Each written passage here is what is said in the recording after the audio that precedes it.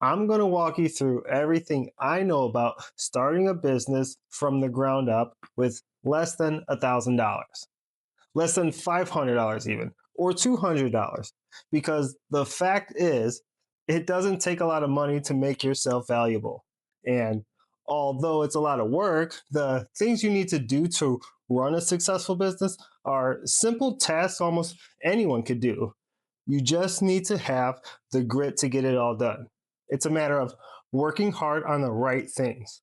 But after this video, you will know exactly what you need to focus on to build your own company so you can leave your day job and live the life you deserve.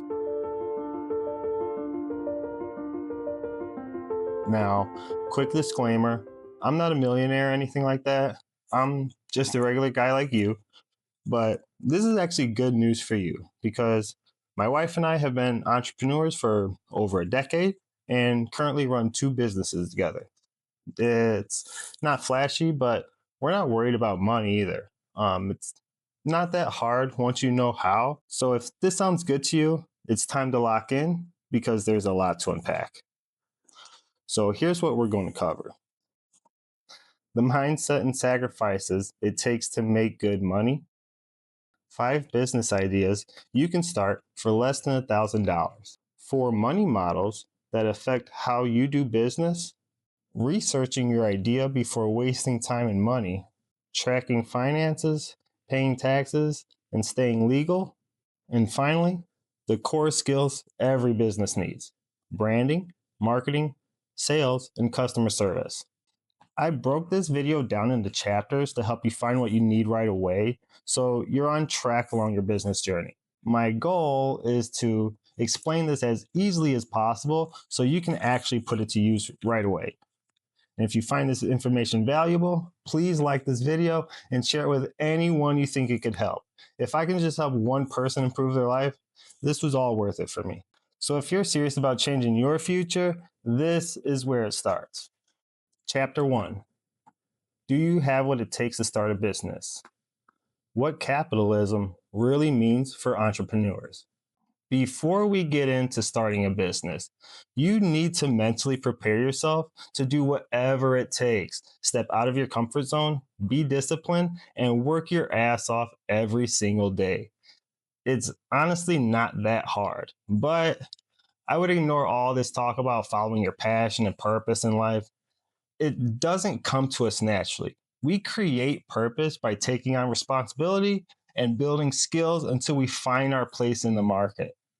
We find passion by caring about our work and what we bring to the table.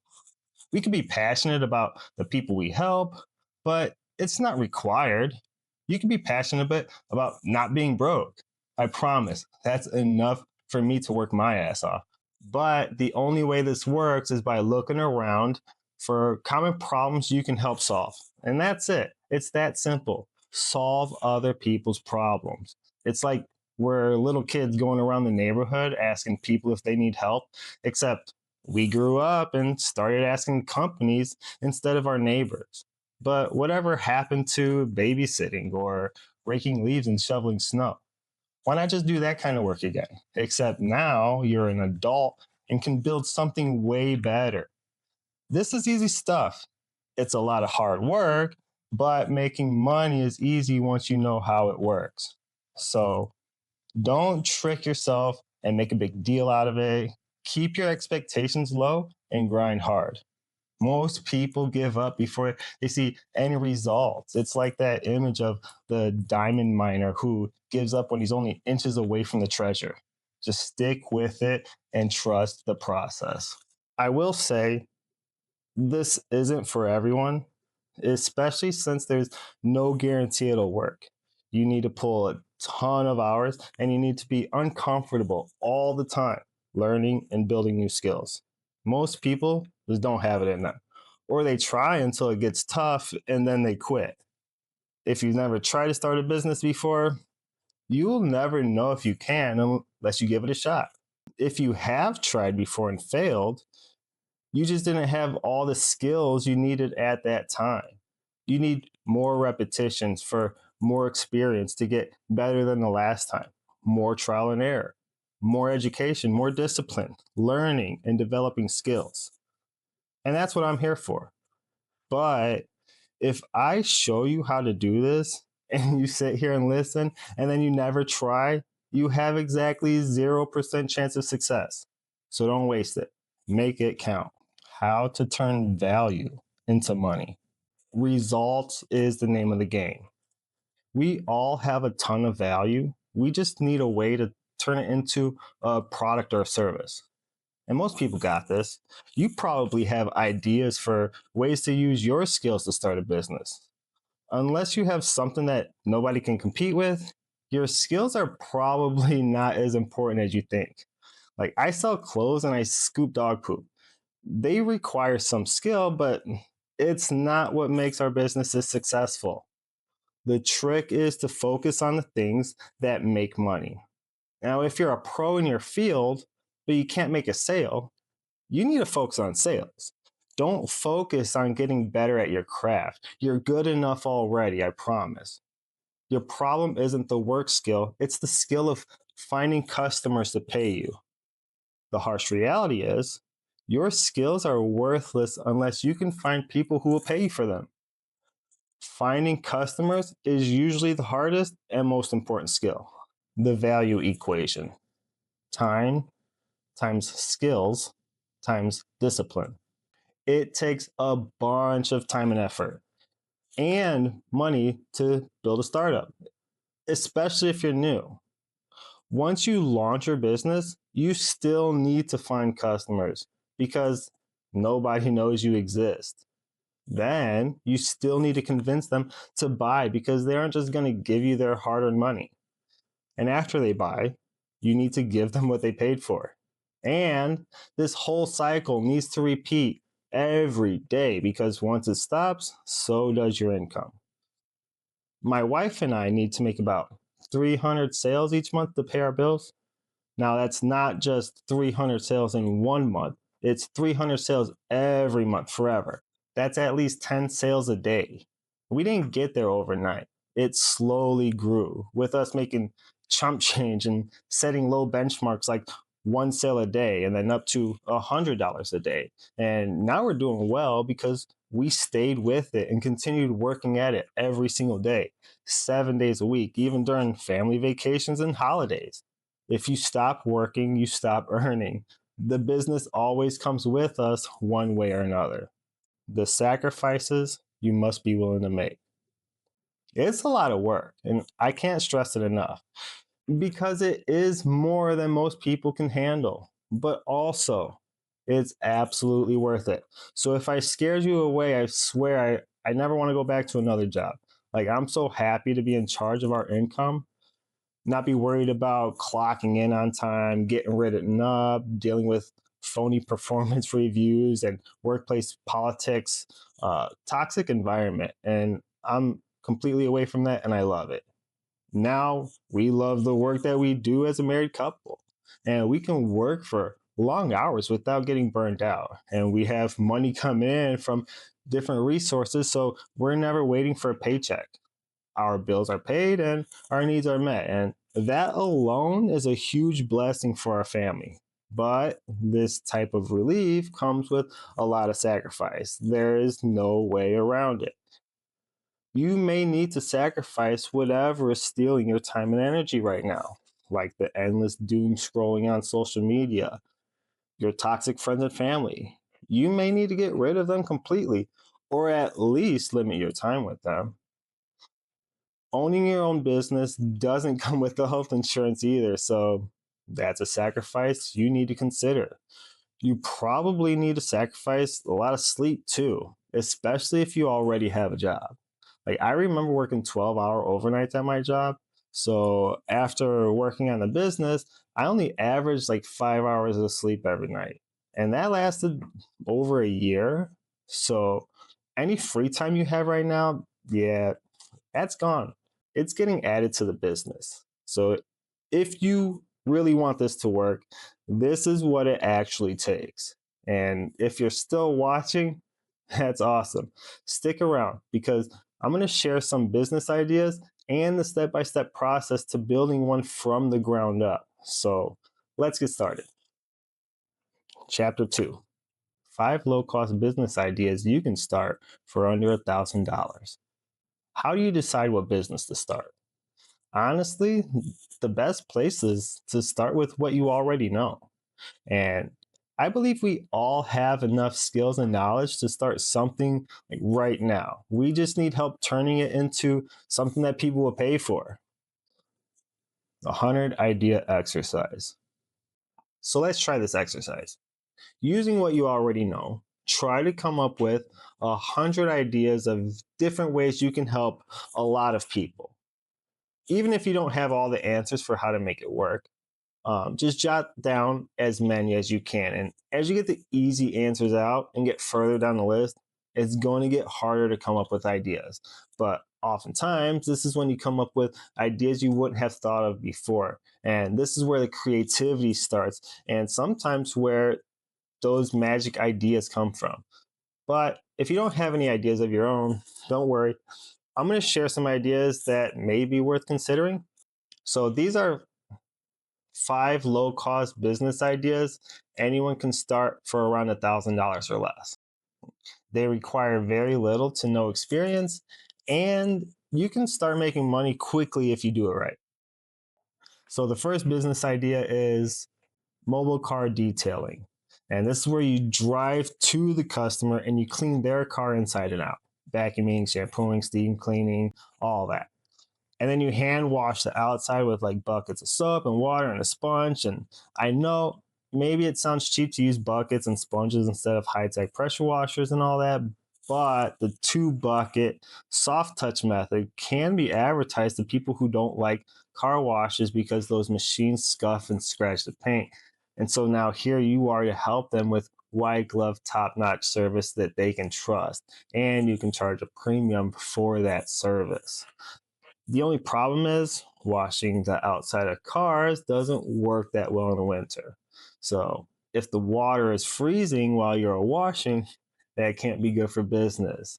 There are ways around it, like no rinse wash, heated tent, or you can drive their car to a car wash bay. So it's possible to do, but those options do cost more time and money. So that's something you do need to consider. But what's great about this business is you can like lock them into a recurring service. So they pay you every month. And maybe you wash and vacuum once a week and then like do a deep clean once a month. You have a lot of opportunity here depending on your business model, which we'll talk about later on. But the key to success for most of these business ideas is using a subscription model to lock in the customer and protect your cash flow. This is also a big part of what separates you from the competition because now you become a reliable, convenient, and trustworthy local small business. They don't even have to think about getting the work done. You are already there because you're on schedule. And what's also great about the mobile car detailing is all of your equipment can fit in like a small sedan. Because what do you need? You just need a handheld vacuum, a carbon shampooer, a steamer, buckets, sponges, brushes, like all this little stuff. And it'll all fit and it's all very inexpensive. And I know that because I've bought it all myself after a bad experience with another detailing company. So I spent like $200 on all the equipment, minus the vacuum because I just used the one from home. But the detailing from a company would have cost around $150 plus a tip. So with a $200 investment, you can make your money back quick. It's low risk as long as you can find customers. Now, if you're not really a car person, my second idea is decorating the outside of homes and storefronts for like different holidays and seasons. So to start, like all you really want to do is just offer people to put up and take down their decorations and just keep it simple for now. Eventually, you can bring your own decorations and ideas to offer design consultations and things like that. But for now, just swap out the owner's decorations each season or holiday. And this business works because it's a lot of work and many people hate doing it.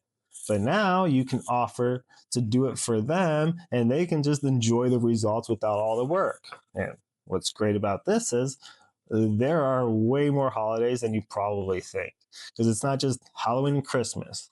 People are constantly decorating their homes for like 4th of July, Easter, New Year's, Valentine's Day, Veterans Day, Memorial Day. You have homecomings, graduations, baby showers, housewarming parties, and even open house events for realtors. Now, if you include the storefronts and corporate spaces on top of that, like you have unlimited opportunities to find high paying work here.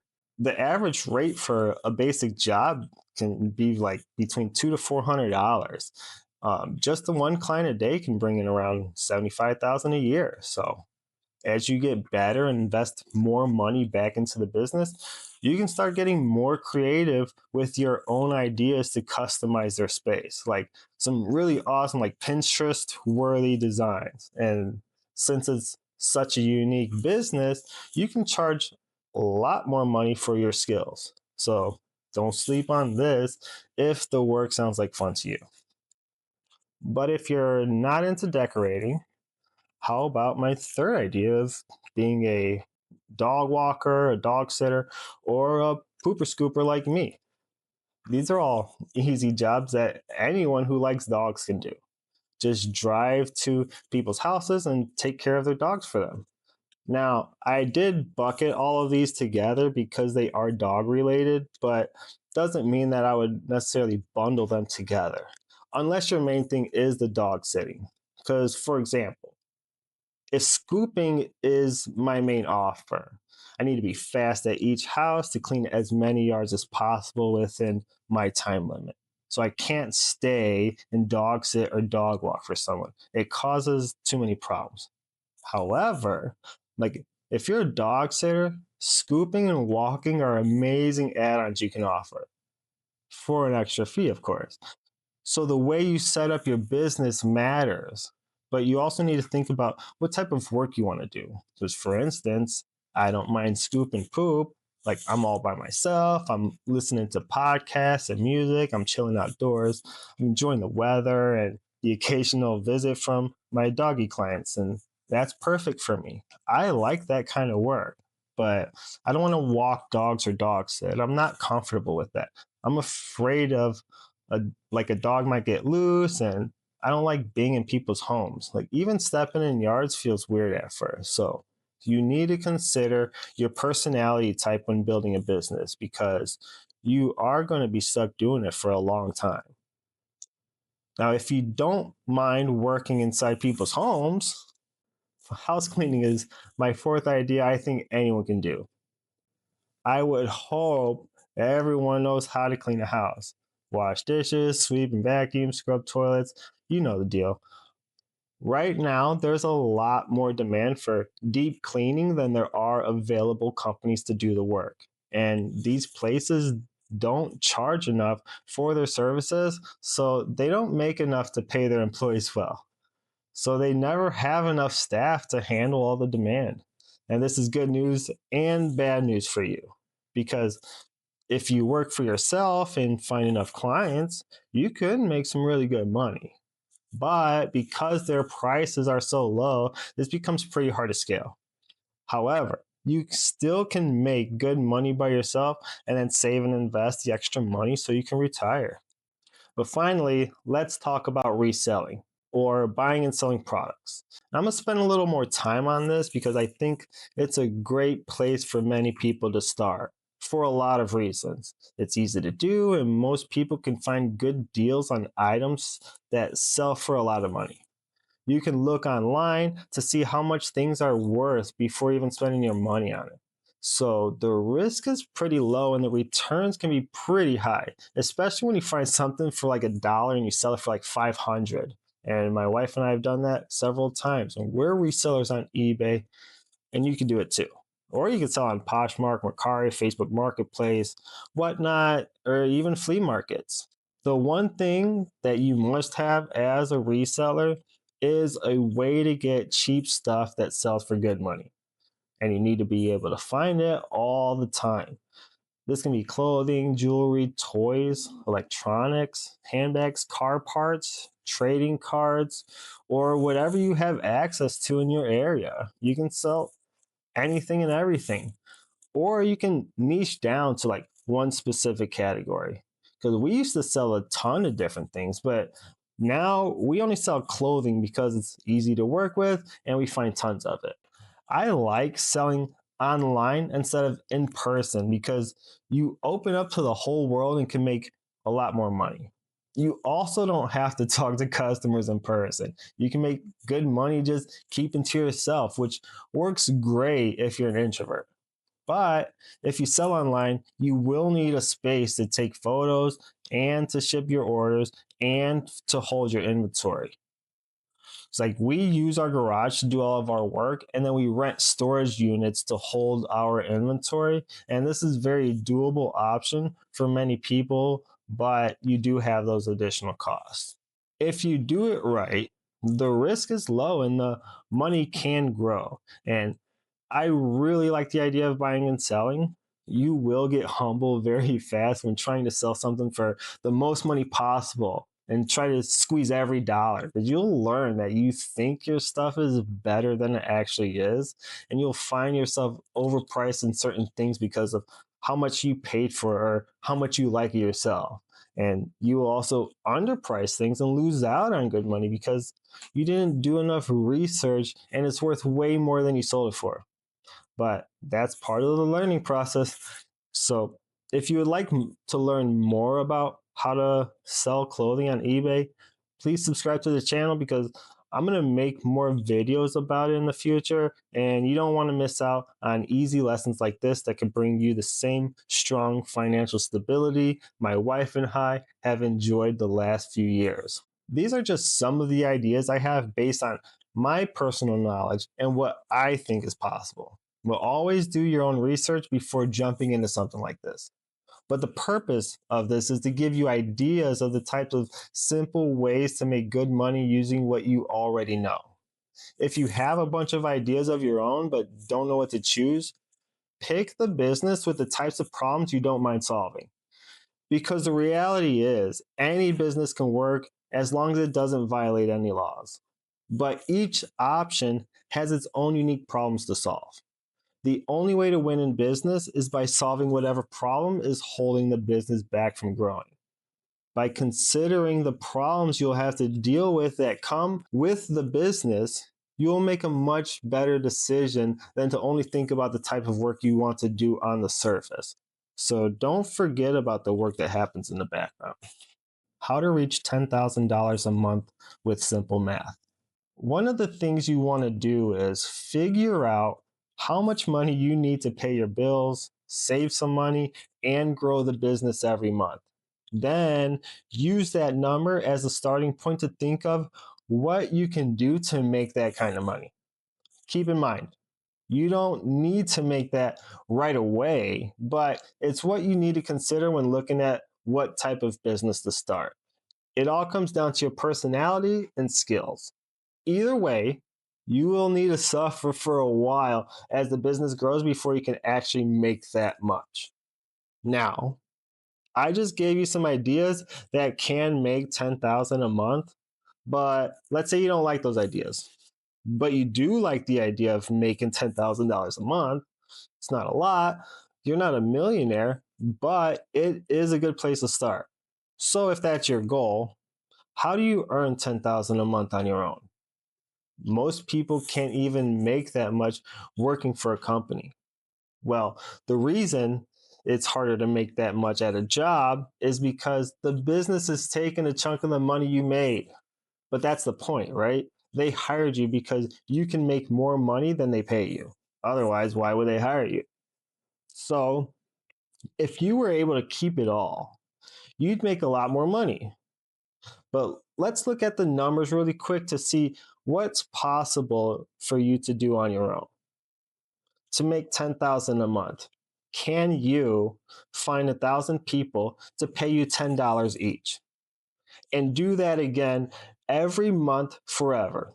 Because it could be the same 1,000 people with a subscription service, or it could be 1,000 new people every month that you will need to find.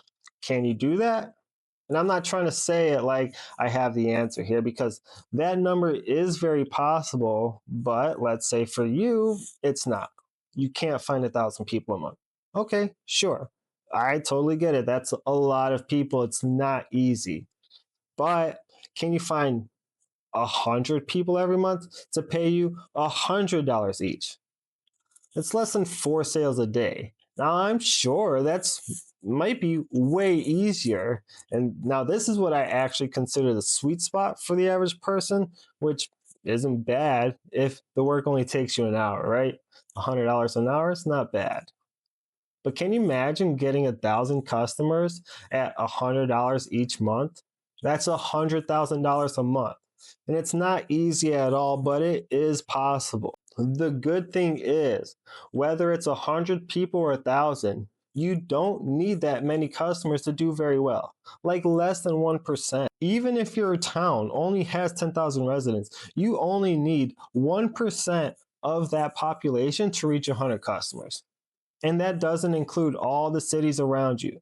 Like you could do that. There are plenty of people happy to spend their money on things they want, but you got to show up and you got to have what they want.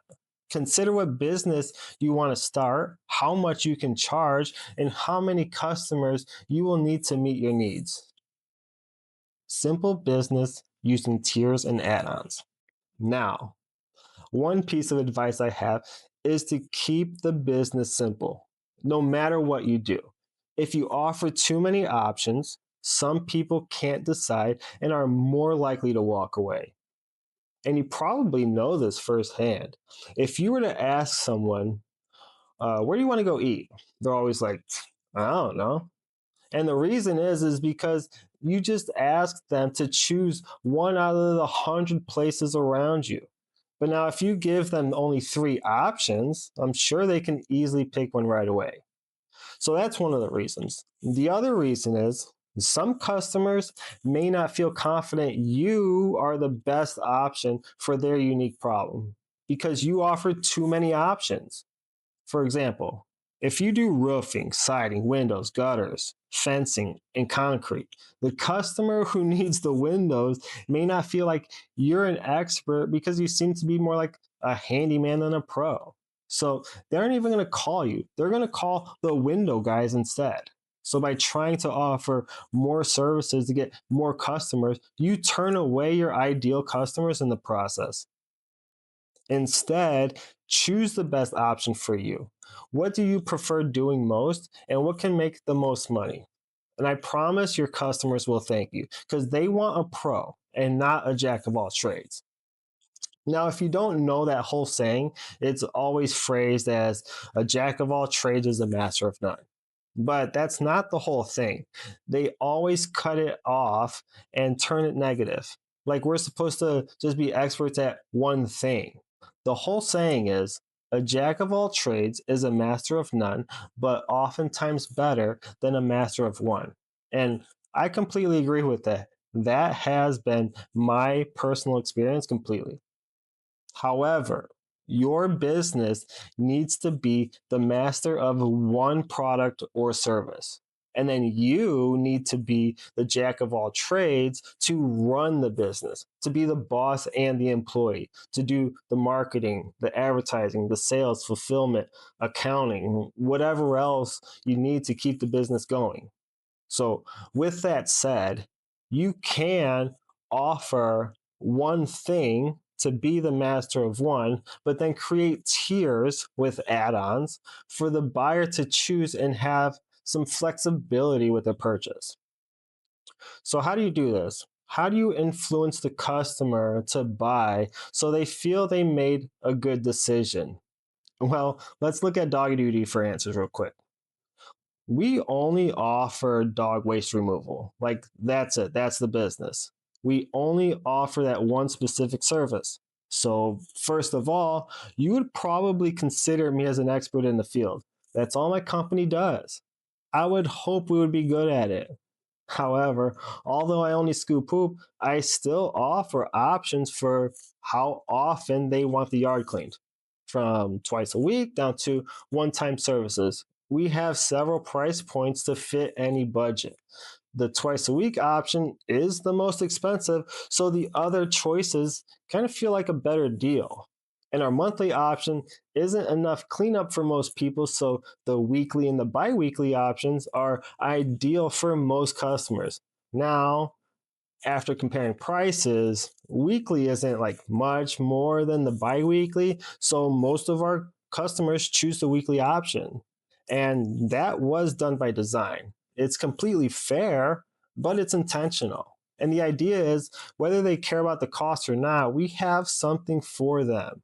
If the customer just wants the yard cleaned all the time and doesn't care if it's the most expensive option, hey, we'll take good care of you twice a week. Now, if you need help but you don't have much money, no problem. Hey, we have an option for you too.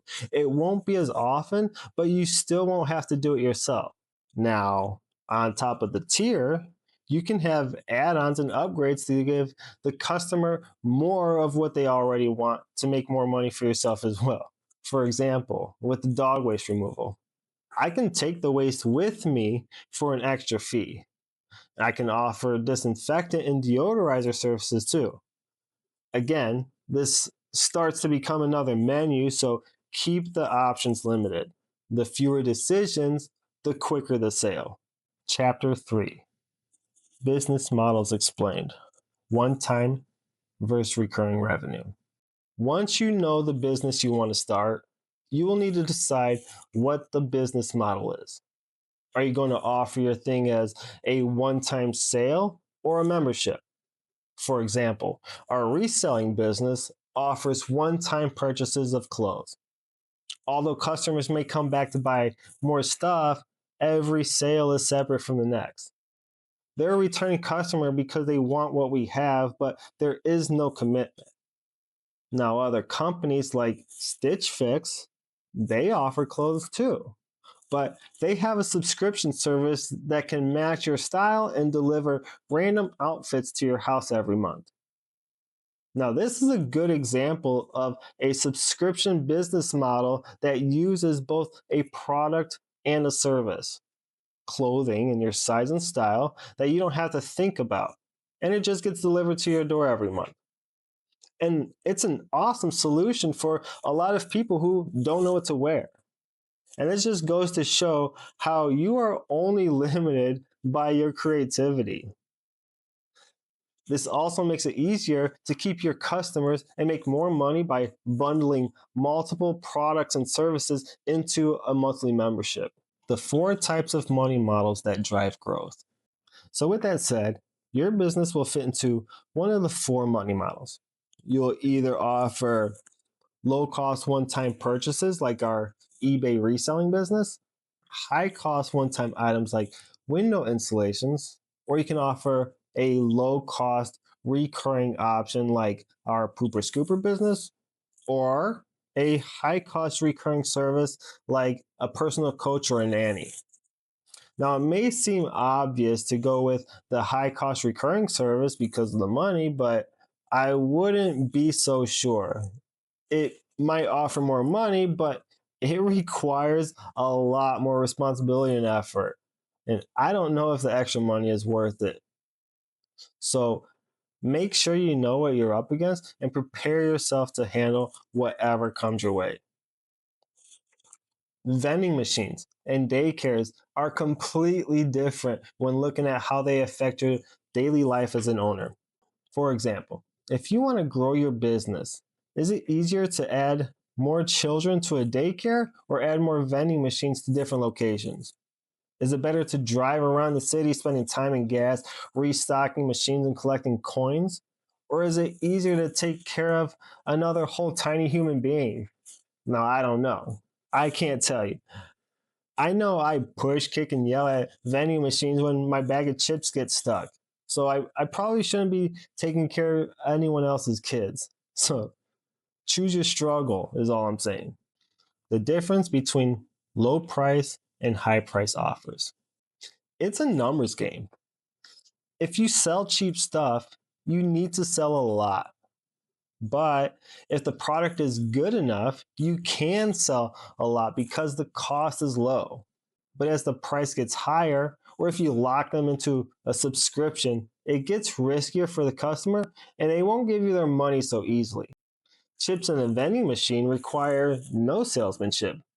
You don't need to spend time with the customer to sell them on why the chips are worth $2.50. Like they see chips, they want chips, they buy chips. There's no conversation necessary. But a coaching program that costs $2,000 is going to be completely different.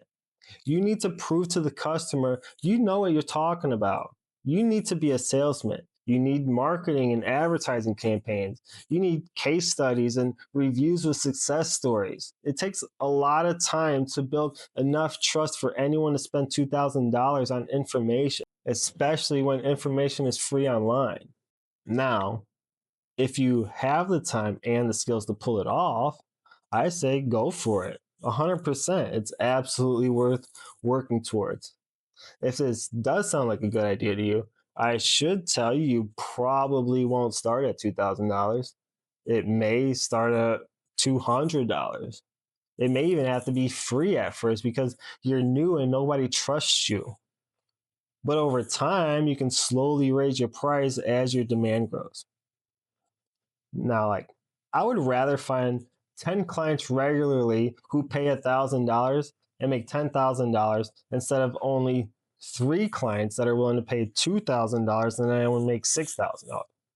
Now, even though I get paid more per client, my bottom line is a lot less. And if I can't get at least 5 clients at $2,000, I'm losing a bunch of money. So it's probably better to lower the price and make more sales.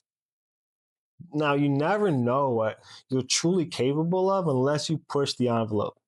Try new things and give it all you got. Your reward will ultimately be proportional to your skills and effort. If you're not seeing results, you're not putting in enough effort for long enough on the things that matter most. Remember, results is the name of the game. You need to put a lot of effort on the right things for long enough time to build a life-changing business. Chapter 4: How to validate a business idea before wasting money. All right, so you know the business you want to start and you're ready to dive headfirst. But hold up. Before you get started and waste a bunch of time and money, you need to make sure people will want your thing. Now, I'm not an innovator. I've always just stolen other people's ideas. But regardless if you have a totally unique idea or you're copying someone else's, what works for other people may not work for you. So you want to see if people will like your idea first. Market research made simple. I would say the easiest way to see if people want your product or service is to ask.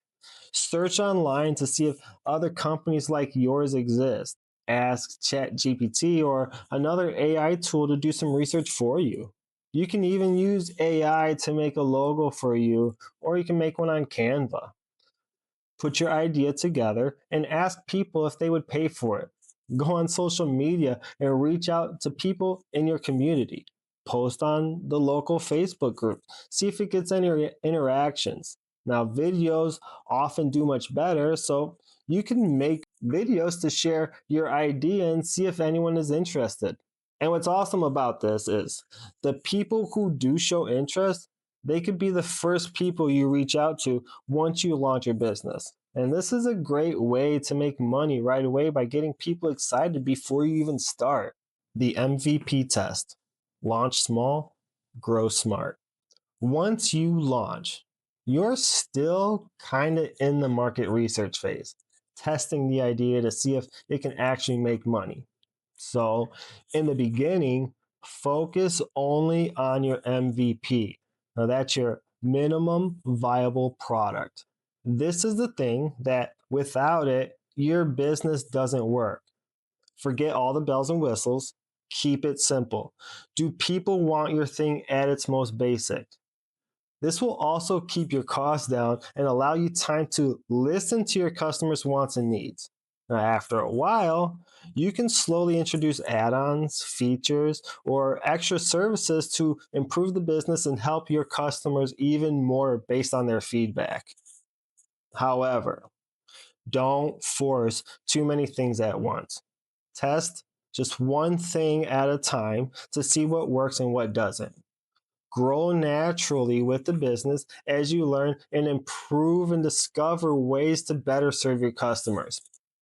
Chapter 5: Small Business Financial Planning and Taxes Made Easy. So, now you're ready. You have a business idea and you did the research.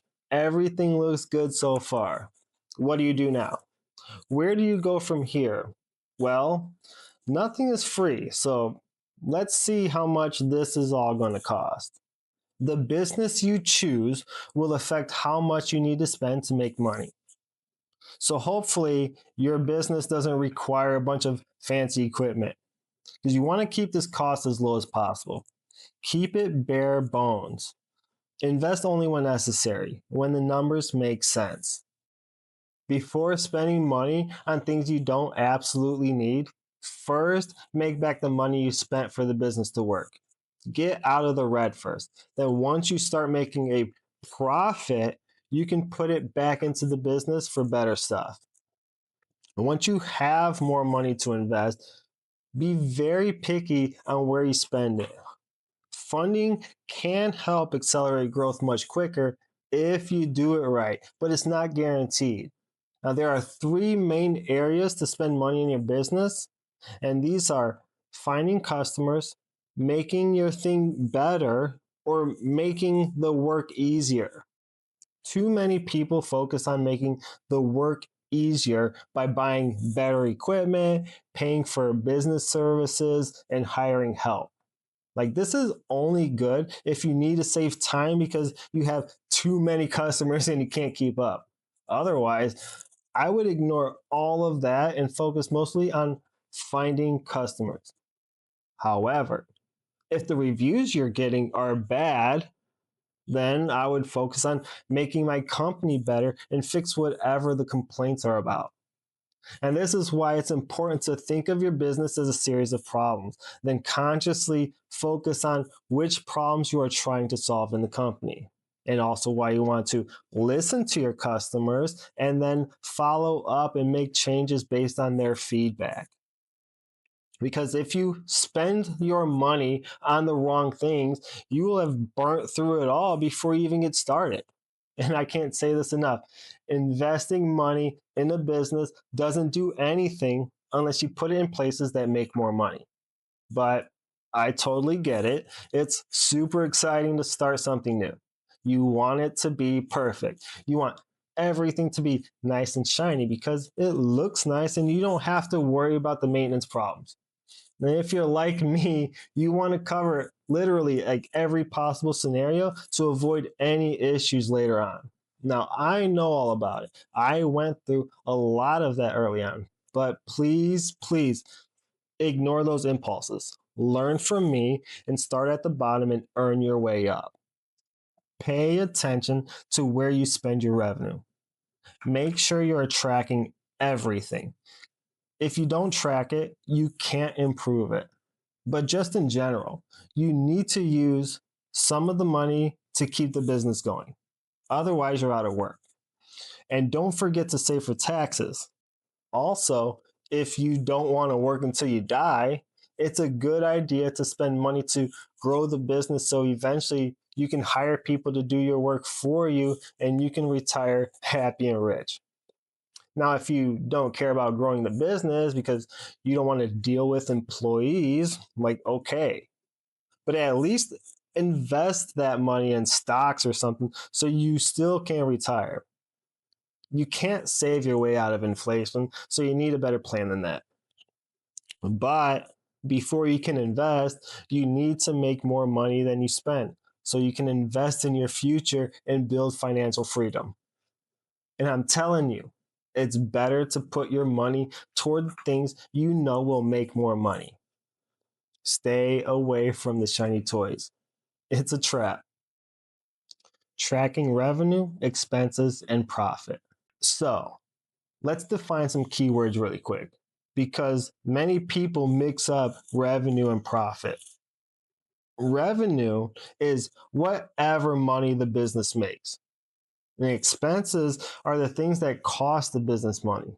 And profit is whatever money is left from the revenue after all of your expenses. So you need to know how much revenue you need to make to cover your expenses and leave enough profit to take care of you and your family. So let's say you need $10,000 in profit each month to live and save for your future. Now that's what you need your take home to be after taxes.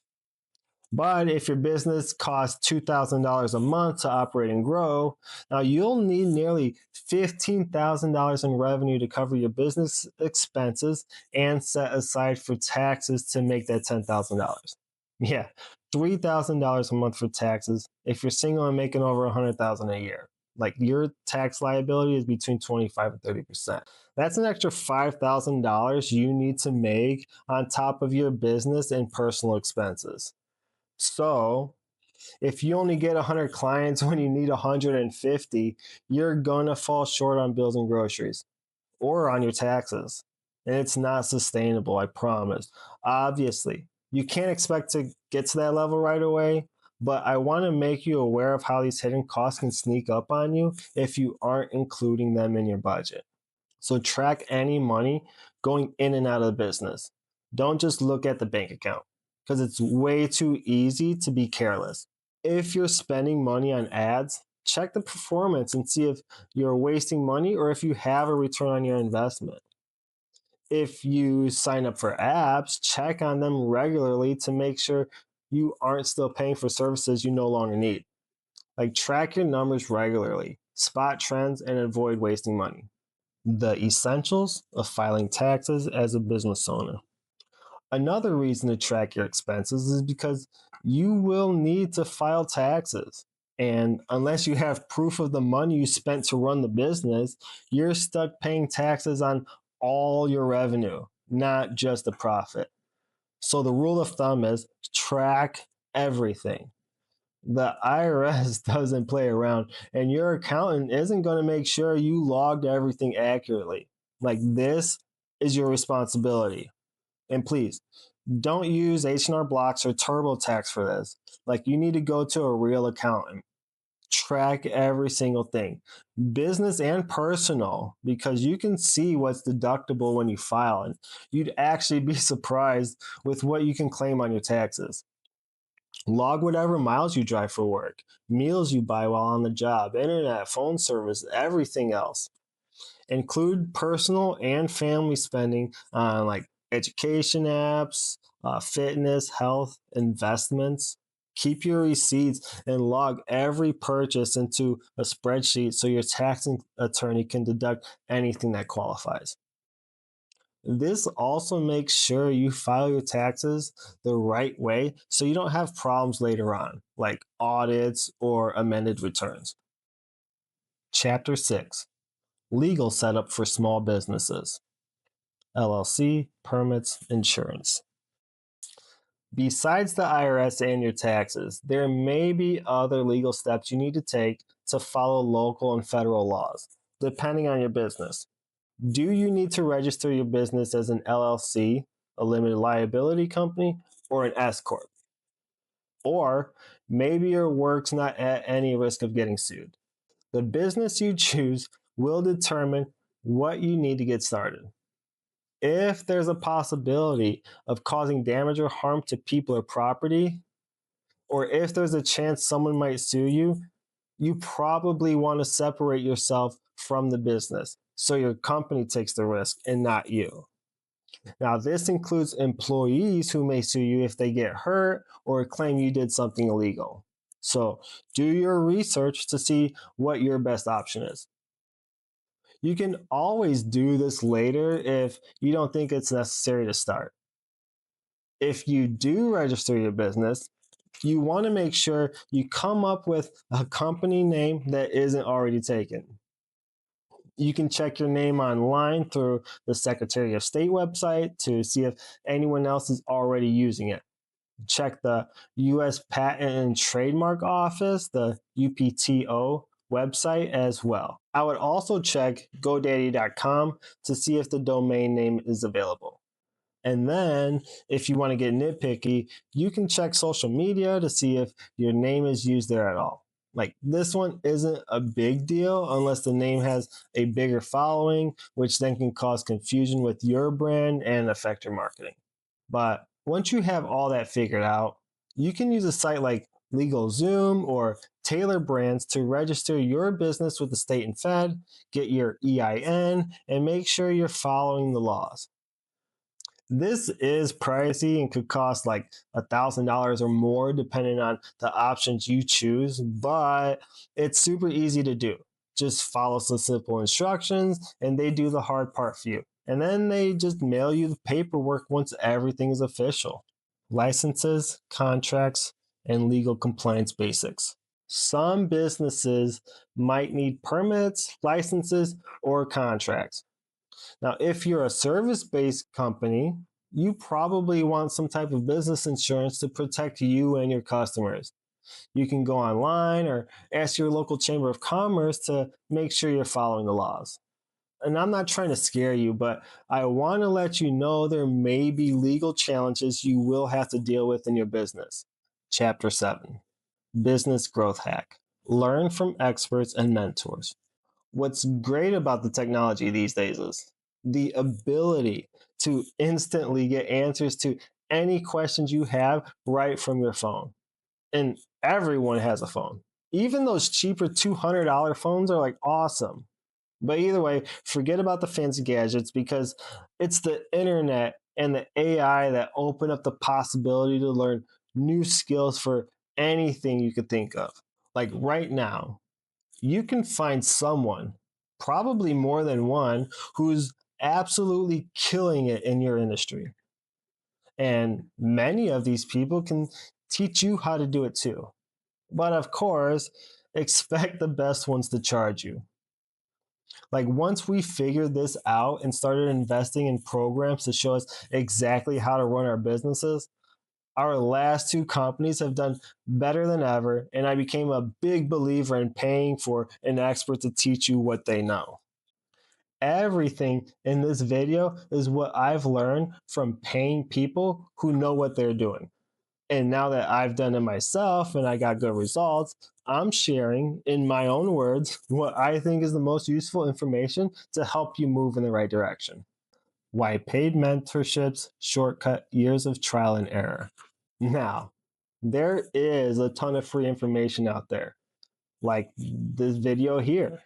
But even this video can only do so much for you because I need to simplify everything to include a lot of different types of businesses. So there's still a bunch of things you don't know about your business. And this is where the experts come in. So don't try to figure it out on your own. I'm telling you, it's much better to find someone who can show you step by step how to build a successful company. Of course, there are no promises. Everything has a risk, and most businesses do fail. But following the experts can help your chances of winning by a lot. And since most businesses fail, I want to improve my chances as much as possible. I hope you do too. Watch out for scams and find proven teachers. I must warn you, there are a lot of scammers with get rich quick schemes or what they like to call passive income strategies. They look too good to be true, and they're too good to be true. These are the types of con artists who become millionaires by selling books on how to become millionaires by selling books. So make sure you research experts first and look up reviews before giving anyone your time and money. Both our current businesses have been started by paying for classes. Those experts were making millions doing what they do and had a big supportive community that felt like a good fit for us. Don't expect the same results as those professionals. But hopefully, with enough time, if you do what they say and you keep working at it, you have a good chance at success. Of course, the results will vary based on your own knowledge, skills, work ethic, focus, etc. Just don't compare yourself to anyone else. Instead, use their experience to teach you how to get to your next level. Then compare yesterday to today and measure your own progress. Measure your effort. Did you do the best you could? Did you focus on the most important tasks? What did you do well? Where did you fail? And what will you do tomorrow to make it better than today? And are you on the right track? These are the types of questions you need to ask yourself. Core business skills every entrepreneur needs to know. Now that you have a business idea and you've done the research, you've checked the market and looked at the numbers, you even found experts who can teach you what to do. You think you're ready, but there's still more to consider. For example, what is your brand? How do you find customers? How do you get them to buy? And can you make them so happy that they stay customers for life who tell all their friends and family about how awesome you are? So let's unpack all this. These are the basic things every business needs to succeed. Now, once you have your business ready, these are the areas you want to focus pretty much all of your time. Branding, how to build a reputation that attracts customers. Now, your company needs a brand, and you will get one, whether you like it or not. So, you need to consider how you want people to think about your company. What is your mission? What is your story? What do people think about when they see your logo? Overall, how does your company reflect your customer's identity? Our reseller company, Twisted Horn Clothing, was named because the Pashmina goats that make cashmere have twisted horns. Our logo is a long sleeve shirt made to look kind of like a goat with twisted sleeves as the horns. And because we're selling a whole bunch of different brands, we made our tagline, Brands You Love from Someone You Trust. And our reviews give us a reputation for high quality items at a low price, packaged with care, and delivered super quick. And so this is our brand. And we have hundreds of return customers who trust us and know what to expect when they visit our store. So consider the associations people will make with your brand. Think about your logo. When posting on Facebook and TikTok, from the words you write to the images and videos you upload, the people you talk about, all of it can help or hurt you.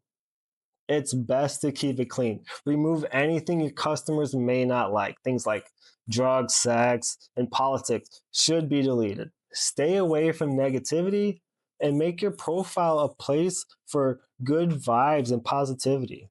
A great way to build a strong brand is by telling a story about the business or about yourself. Build a narrative that stands out and makes you different. Are you a woman doing a man's job? Do you support a worthy cause that inspired you to start the business? Did you overcome a problem that other people struggle with and you want to share your solution? Like, that's a powerful message. And the purpose of this channel is to use my decades of experience to help kids enter adulthood with the knowledge they need to succeed for the long term. I see where things are headed, and our youth needs all the help they can get. So, this is my way of giving back. And this is my story. So, create a captivating story to pull people in and support your mission. Visibility, free marketing, paid ads, referrals, and cold reach. After building your brand image, you still can't make money if you don't have customers. And they won't find you. You've got to find them because nobody knows you even exist. So you need to find ways to put yourself in front of people and show them what you have to offer. You could do this with free marketing on social media, posting content about your business, or whatever else fits your brand. And there are dozens of platforms you can use to reach different markets. Now, most of your content should be free marketing. sharing your business, your story, and staying up to date with the community by posting daily. And most of this should be valuable for your audience, not spammy advertisement. You want to give a lot more than you ask for, or people may lose trust and turn away. Put yourself in their shoes and ask, what does this do for me as a customer? Does it help me at all? Do I want to know more about after seeing it? Answering these questions will help make better content to pull in more customers organically. Next up, we have paid advertising, like online ads, TV and radio ads, business cards and flyers, vinyl car wraps, yard signs, and billboards. Anything that costs money to tell people about your business is paid advertising. Online ads give you ways to control who you show your stuff to because you only want to show your stuff to people who are more likely to buy. And these are called qualified leads. A lead is anyone who's interested, but that doesn't mean they're qualified. Like, I'm interested in owning an airplane. I'm nowhere near qualified. And this is important because leads cost money. So if you're an airplane company and you showed me an ad for a propeller airplane, I'm going to click on it and it's going to cost you money. So only show your stuff to the right people. Now, once a lead shows interest, they turn into a warm lead. And a warm lead is someone who knows about your company and likes what they see. The more a warm lead interacts with your content, the warmer they are and the more likely they are to buy. You also have word of mouth, where people tell other people about your business. This can be through reviews, where customers share their experience online, referrals, where customers recommend your company to their friends, family, and neighbors, and affiliates, where you pay other people like experts, influencers, and companies to advertise your business to their customers. Word of mouth is by far the most trusted form of marketing. People will listen to other people way more than advertisements. And this is where things go viral on social media and sales skyrocket overnight. Although that's awesome, it's never like that in real life. Instead, it grows slow. You will find a few die-hard customers who love your company and will bring you more people. So you want to offer people deals to get them to find customers for you. Like, offer them free products or services, offer free gift cards for referrals who sign up or spend so much money. And this is a big area of opportunity that a lot of people miss. At the very least, if you do nothing else, please don't forget to ask your customers for a review. I promise this right here is a game changer because most people don't ask for the reviews. And if you ask, getting reviews will help people find you easier and build trust faster. Finally, let's talk about Cold Reach, where you reach out to people who've never heard about your company, and now you're going to try to warm them all the way up to a sale. And you can do this over the phone by calling and texting. You can do this by email or snail mail, or in person by knocking on strangers' doors. This is by far the hardest way to get customers, but Cold Reach is great for finding people who haven't gone through any of those other channels. Sales and closing, scripts, confidence, and trust building. Once someone shows interest in your stuff, maybe by commenting on your post, calling or messaging you, filling out a form, or any other way that makes them a lead, you want to reach out to them right away to help them, because as quickly as they came is as fast as they forget. So you don't want to miss your chance. And that window is only minutes long, not days, not hours. It's only minutes. Don't think you can get back to them later, because by that time they've probably found someone else or changed their mind. So be quick. When you connect with them, your goal is to get them to say yes, gladly give you their hard-earned money. And the best way to do this is by being prepared. And you get prepared by writing a sales script and memorizing it like an actor in a movie role. You want to remember it well enough that you can break it apart and use the different talking points naturally in the conversation. This lets you move freely through different topics to warm up your lead to build trust with you and in turn with your company. But even if you remember a sales script, your leads won't be so easily convinced without these three elements. One, you gotta know your stuff. Two, you gotta be confident and believe in your business. And three, you gotta handle objections. First, you should know everything about your business and what you have to offer, which you should know everything since you built it from the ground up. This includes what problem it solves, all the features it has, and even how the customer will feel afterward, which is really important to emphasize.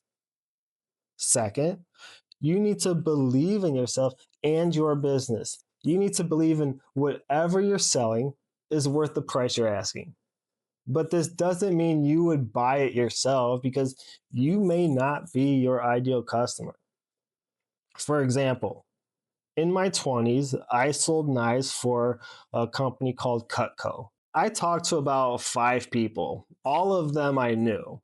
But these knives were so expensive, there's no way I'd pay that much. Just because they could cut through a penny. It didn't make sense to me, and so I didn't have the confidence to sell it. But now, if I were to sell those knives today as a 40-year-old, I'd probably be really good at it. Not because I'm old, but because I learned that quality is better than quantity. And Cutco knives are top of the line. And because I see the value, if I sold them today, my customers will feel it when I talk to them about the product. Like I would get excited, and I could get them excited by the natural energy in my voice and my body language. And I know this may sound like a lot, talking to people and trying to get them to buy. It feels scammy, but you're here to help, and you have a moral obligation to offer help to people who may need it. In fact, it would be wrong to keep it from them. And people are usually skeptical at first because some of them also feel it's scammy. So you might need to convince them it's real. But talking to them like a normal person and offering your help goes a long way. Your script doesn't need to be perfect. You don't need to be an expert salesman for this to work. You can get customers, even if you're bad at sales. Just keep working at it, building repetitions, and you will get better over time. Objection handling, helping customers decide. All right. So the final key element to closing is knowing your customers' concerns, setbacks, and obstacles that stop them from saying yes. So if you want the sale, you need to walk them through it. Because if they have any other reason for not buying other than they don't like it or they can't afford it, there's a roadblock you need to clear. Especially if it's a warm lead because they reached out to you. They are obviously interested and you can help them. So what's the problem? Well, now you need to find out what that problem is. You've got to dig deep to remove the layers of excuses. I don't have time. I need to talk to my spouse. The price is too high. Now, these are all objections, but they're not rejections. You may need to emphasize the value more. You may need to build more trust. And if you want to earn your customer, you got to address the issues. What's good about this is us as a people are generally the same. We all have the same problem. So the same explanation that may have helped one customer decide may work on another customer. So you really only need a couple responses for each concern. And these should be memorized the same as your script. And there are tons of experts online that can help you out with this, but the end goal is not for everyone to say yes because your business is not for everyone. The goal is for them to make a confident decision and be happy with their choice. Even if that happy choice is, I'm happy I didn't waste my money on that. Because honestly, If you get to that point, you've done your job and you should be happy with that answer because you're here to help if you can. But one of the worst results is for them to pay and feel like they were scammed or forced into a sale. And now they're unhappy and regretful. And that's the worst. And that's how people build brands that fail quick. So be kind, be honest, and be fair.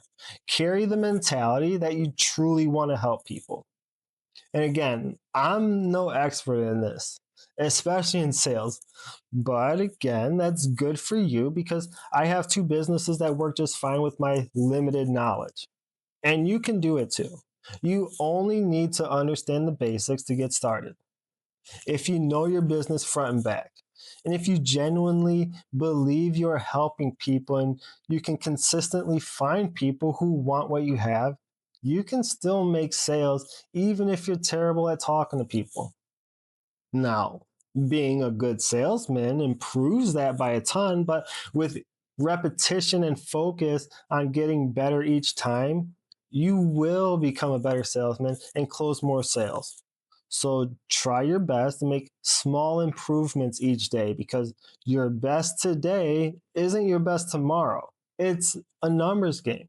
You just need repetitions to win.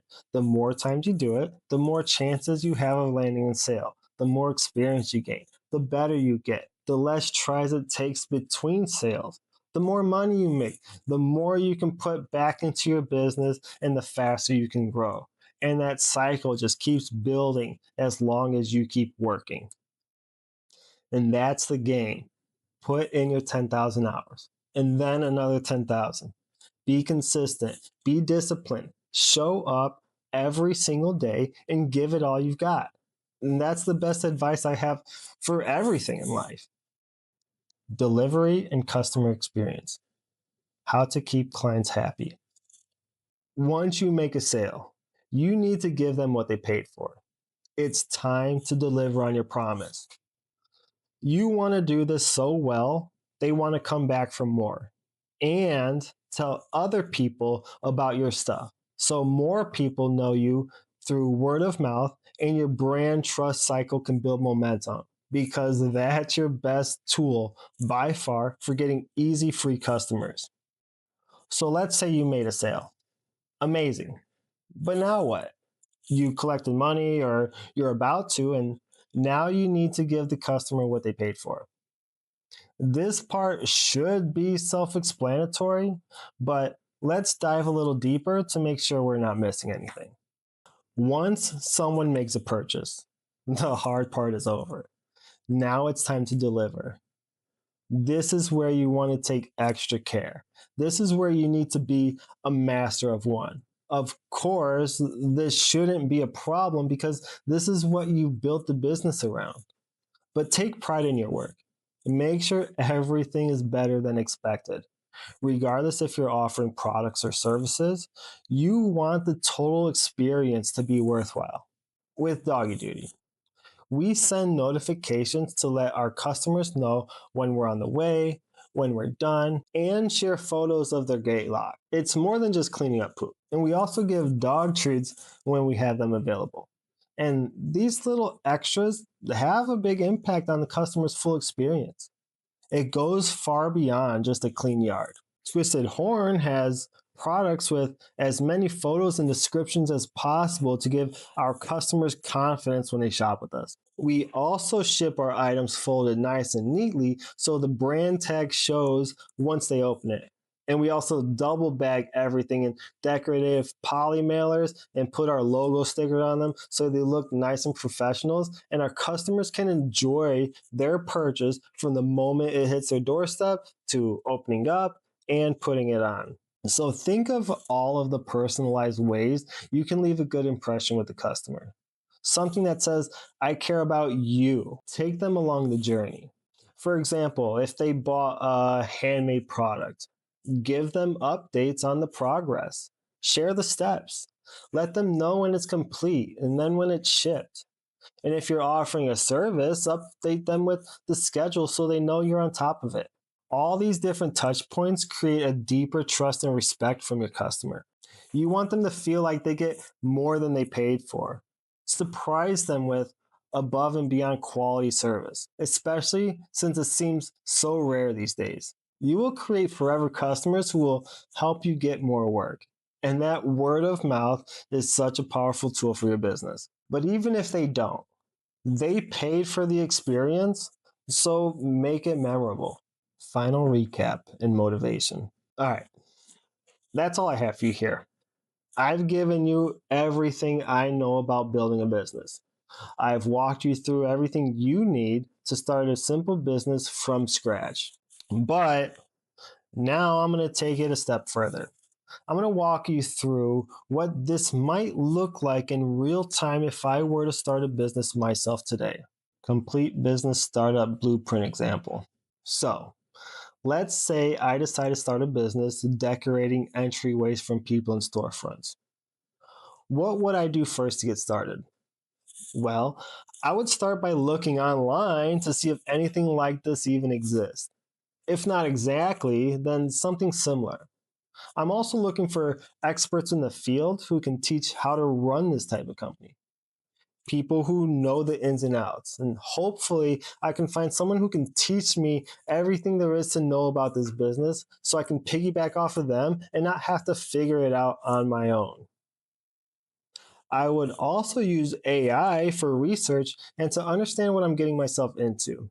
Not just the opportunities, but the problems I will need to deal with because everyone always fails to tell you about the downside. Also, paid mentors can't make money if they scare you away. So, what are the pros and cons? I'm going to dig deep to find out as much as possible because this is a big investment. So, I'm spending time here to make sure I don't waste any later on. If I do all this work now and find out it's not sustainable later, I need to start all over with something new and all my progress is lost. I want to avoid that trouble and make sure this is it.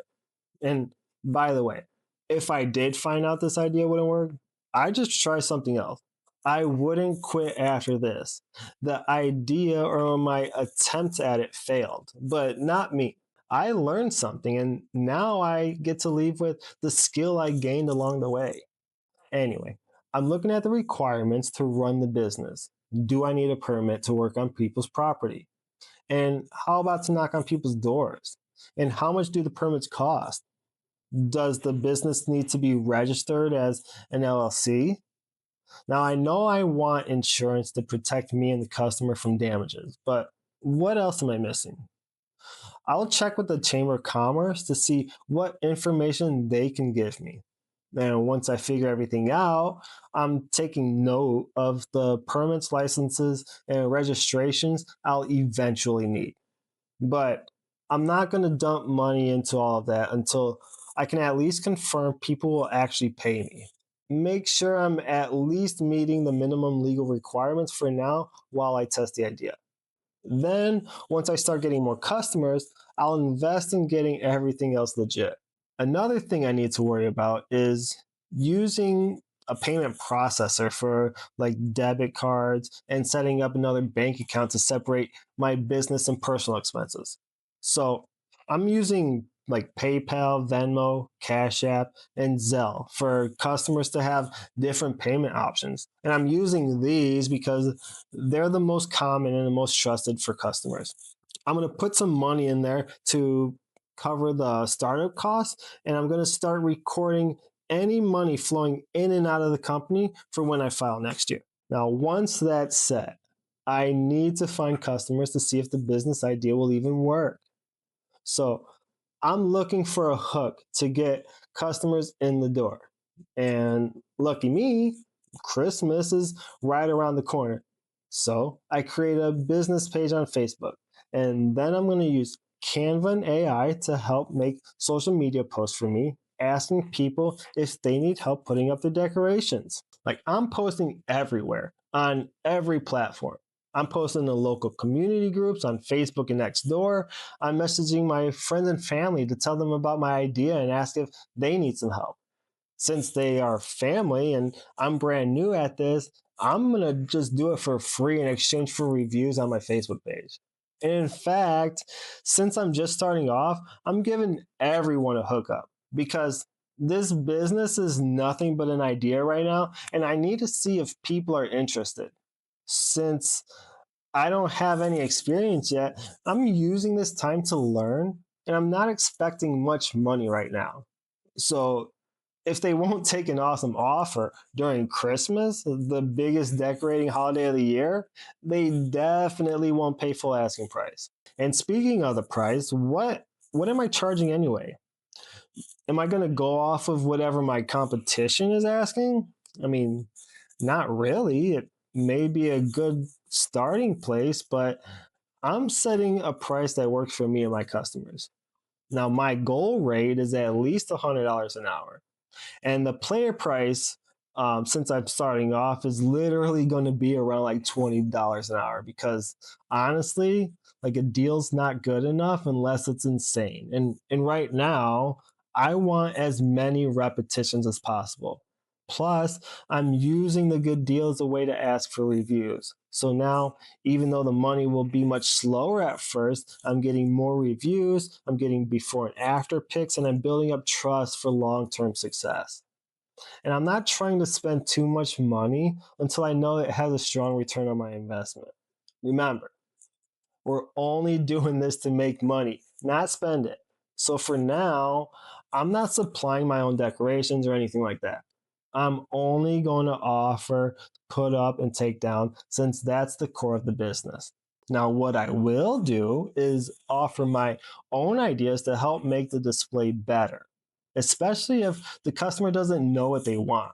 So I'm not just helping with the labor problem, but I'm helping to give old decorations a fresh look. So I want to work that into the deal.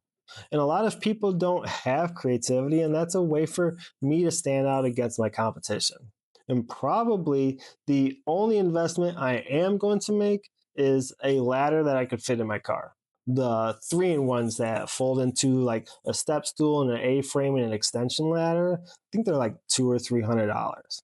And I think I should have the rest of the tools I need, but I do want to make sure to have some money set aside in case I need to run out for tools or equipment. With every house I decorate, I want to document the process, whether I record it from start to finish or take before and after pics. I want to capture the results to share online. And I'm also asking every customer for a review and if they know anyone else who could use my help. As I'm getting customers, I'm also going to start doubling down on social media. Like Pinterest will do amazingly well for me here. I'm going to make TikToks, IGs, and threads. I'm posting on Facebook, local community groups, and those buy sell trade groups. Nextdoor could work well too since it connects me with my local community. And if I'm not working on the job, I'm looking for potential customers and reaching out to them. I'm going to go door to door and offer my service to everyone in the neighborhood. These are Christmas decorations most people decorate. I'm I'm going to use the off hours when people are at work or asleep to learn more about the tools, skills, and techniques for creating complex designs. I'm coming up with ideas, researching different styles and themes, current trends, but I'm starting with the basics and I'm growing naturally as my skill level improves. Most of my learning is going to happen on the job, but in order to learn on the job, I need a lot of customers. Nothing else matters if I can't make sales. All of this is for nothing. So most of my time needs to be spent finding customers. As soon as I serve a customer and I get the money, I'm dividing it up. I need money for operating costs to keep the business running. Plus, I need to invest a little bit for it to grow. Now, the rest is profit, but before I spend it all, I need to take out my 30% for taxes.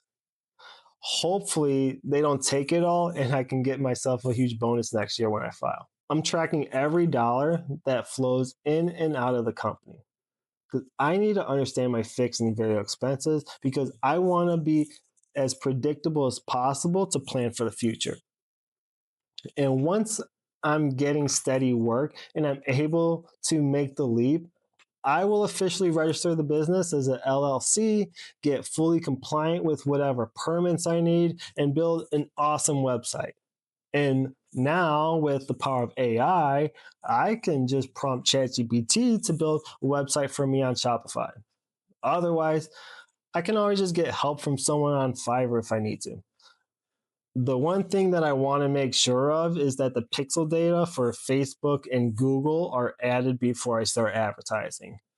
For you, just do your research when it comes to advertising and make sure that you have your setup proper. With the LLC setup and the website launched, I can register with Google Maps to be found online and get reviews on my website, because up to this point, I've only gotten feedback on Facebook.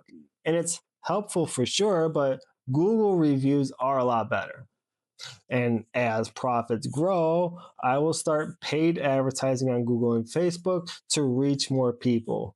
I'm looking at my old posts and I'm using whichever ones had the best interactions and I'm turning those into paid ads. I'm going to set a budget and keep an eye on my ad spend. If it seems like I'm spending a lot of money, but I'm not getting any leads, I'm going to pause the ad and check to see if anything's wrong. Because I don't want to waste money. So I need to get this right. Because if I can't figure this out, then I may need to hire someone to help me with this. Now, I want to be mindful of my expenses and keep them as low as possible, but I also know I can't do everything on my own. Some of those important things like marketing may need to be outsourced. But if I'm spending my money, it needs to make more money than it costs. As I get better and build a reputation, I will start reaching out to storefronts in the local downtown areas. Eventually, I want to offer custom decor where I'm able to sit down with the client and draw up concepts to design like stunning high-end entryways. And I want to have like a team of designers with big budgets to create like remarkable scenery. And I know it'll take a long time before I get there, but I'm willing to start at the bottom and work my way up because it's not a sprint. This is a marathon. Progress is what matters. Repetition, consistency, discipline, and intentional learning is what will get me there. I will find more mentors with the knowledge and experience to pull me up to the next level, get better, and help more people in bigger ways, because I believe if I can create a moment of happiness for someone, they will come back to have that feeling again. And if I give enough people a moment of joy, they will provide me with a life of abundance I never thought possible. I don't know. That's just me. That's what I would do. I don't know if that sounds like too much to you, but it all starts just one step at a time. Don't let everything as a whole overwhelm you. Each task is simple. You need to work hard, but that doesn't mean it's difficult. It takes time and energy, but you could do it. Use AI tools to help you through the process. I mean, it's taking over jobs for a reason. It has the power to save money and make money. Like, don't neglect it. Also, find mentors who can teach you everything you need to know about your business. Once you start making money, I promise you'll never want to work for another company again. You will feel like you have real value, like you can do more, like other things are possible for you. And that's the kind of freedom that I want for you. So that's all I've got. I hope this video helped. Like, I've spent over a month, maybe 2 months putting this together for you, and I hope it was worth it. I would love to see tons of people using the video to go out there and create new businesses, because we need people out there creating job opportunities for themselves and other people, because business owners are the only way America circulates money through the economy. Without businesses, there's nothing to buy and nothing to sell. There's no jobs, no conveniences. Everyone is on their own. This country literally only works because of entrepreneurship. So, if you want to make a positive impact in the world, but you don't know what to do, this may be your answer. Just start small, stay consistent, and grow over time. Then you can get so big you need to employ 1,000 people to handle the demand. Now, that level of impact will make you feel really good inside. Plus, you can make a bunch of money and become financially free, which is also nice. Closing statement. If you watch this entire video, I'm absolutely impressed. You are awesome, and I have faith that you are going to do big things. Just remember, this only works if you do the work. Now, if you found this video helpful, do me a huge favor. Don't let all my effort go to waste. Please put it to use. Go out there and build. Take what you've learned and get started now. At the very least, hit the like button and please share this video with anyone you think could benefit from it. I'm going to keep making videos like this, but they take up a lot of my time. And I only want to put out the best content possible because I'm not here for attention. I'm here for results. I'm here for the young ones out there entering adulthood. Life is harder than ever, and our future generations need all the help they can get. Schools don't prepare us for the real world, and our youth needs answers. So that's what this channel is about. If that's something you want more of, please subscribe to the channel and get notified when my next video drops. Until then, I will leave you with this. Do the hard things now and have an easy life later, or do the easy things now and have a hard life later. It's your choice. Choose wisely.